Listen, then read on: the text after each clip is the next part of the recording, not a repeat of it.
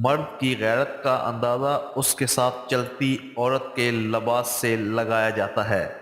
Motor cycle کی سواری ایسی ہے جو ڈھکی چھپی نہیں ہے، اسی لیے جب مرد حضرات سفر کرتے ہیں تو اپنی ہر چیز کو اچھی طرح کور کر کر چلتے ہیں۔ سر کو ہیلمٹ سے چھپاتے ہیں، ہاتھ دستانوں سے، اور اگر کوئی چیز ہینڈل پر لٹکائی ہو تو اسے بھی 2-3 تھیلوں میں اچھی طرح ڈھانپ کر لٹکاتے ہیں۔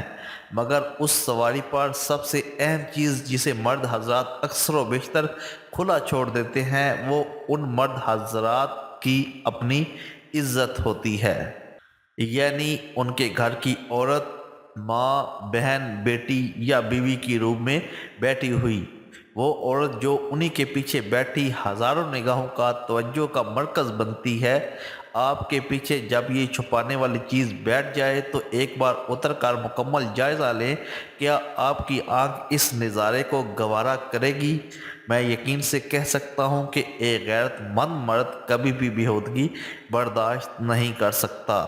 جب خواتین کا حلیہ دیکھ کر خود ایک عورت کو شرم آ جائے، وہاں ہم مردوں سے گلہ کریں تو کیا کریں کہ مرد کس طرح نیچی نگاہ وہ رکھیں۔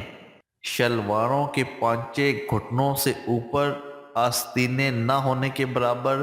اور دوپٹہ جسے جسم کو ڈھانکنے کے لیے جسم پر ڈالا جاتا ہے وہ بھی مرد کے آگے منہ کرتے ہی پٹے کی شکل اختیار کر لیتا ہے،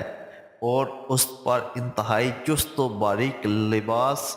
ایک عورت جب گھر سے چست لباس پہن کر یا باریک لباس پہن کر نکلتی ہے جسے سو کالڈ فیشن کا نام دیا جاتا ہے، تو آج کے اس پرفتن دور میں تو وہ عورت غیر ارادی طور پر یہ ارادہ کر کے نکلتی ہے کہ آج راستے میں آنے والے ہر مرد کو جہنم کا ایندھن بنا کر ہی چھوڑے گی۔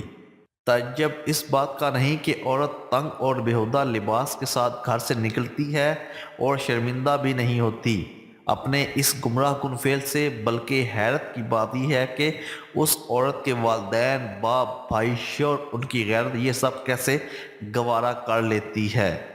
بہت دکھ اور افسوس کے ساتھ یہ ویڈیو بنانی پڑ رہی ہے کہ اللہ کی لعنت ہو اس مرد پر جس نے سب کچھ ڈھانپا سوائے اپنی عزت کے، اور اللہ کی لعنت ہو ان خواتین پر جو خود کو نیم بڑھ نہ کر کے فخر محسوس کرتی ہیں۔